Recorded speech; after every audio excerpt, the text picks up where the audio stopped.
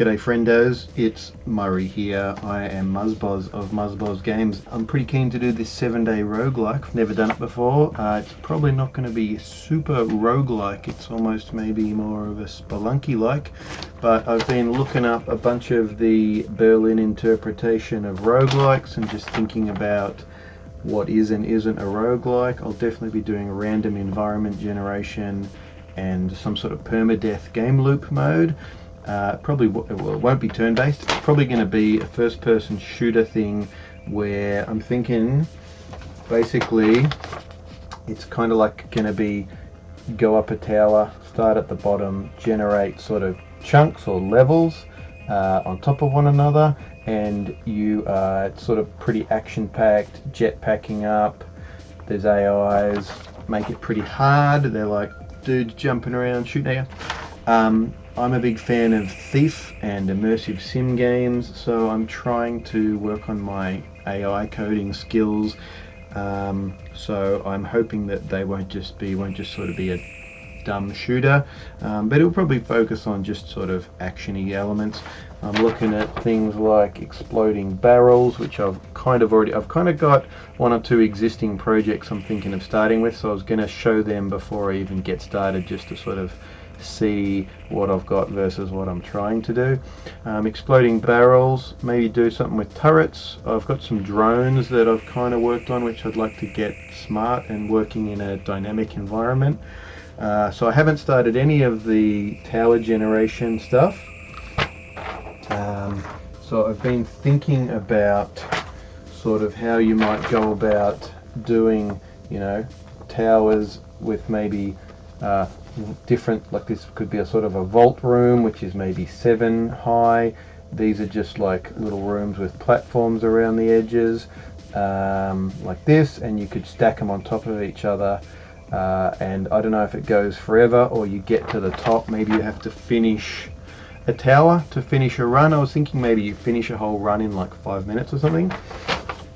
And then I was reading the Spelunky book by Derek Yu, which is a really good read. He's a really good writer as well as game developer, and there's a good section on his randomized levels and how he sort of uses little template rooms, like this sort of thing.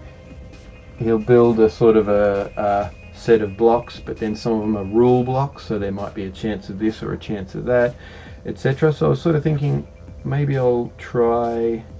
I'm sort of like a game designer more than a programmer, so I've been learning to program for a number of years, but I'm only just sort of feeling like I'm getting a good hang of it. So I was thinking, well, what if you sort of did rooms and maybe they're sort of like nine sections, and you just have a way up and a way down, which could be generated in different corners, and then you sort of fill the intermediate parts of that level of the tower accordingly, and go up. Start off simple, just get it working, and then add some more complexity, more different sort of modules, more rules, but just start off getting it working and jumping through it. And maybe do more of a sort of a sci-fi vibe than a castle vibe. So I don't know whether, almost I drew this thinking a little bit of my memories of playing Chronicles of Riddick, which had quite a cool environment, sort of moody sort of prison on some other planet. That pretty much sums that up. I've been enjoying this book, Timeless Way of Building by Christopher Alexander, which is quite a sort of spiritual vibe, sort of a book about patterns in towns, and sort of the fact that everything that's sort of man-made, and I guess nature-made as well, sort of comes from patterns that repeat over and over again, and that when you design a space you should be thinking about the way people are going to use it and things. That's kind of cool. I've been thinking about that sort of thing. Let's have a look at the existing projects I've got. I've got 2 projects. One's like a shooter with fixed levels, and one's a terrain generation that generates islands in an ocean. So I'm thinking of maybe leveraging the 2 and starting from there and working on my level generator from there. Let's have a look.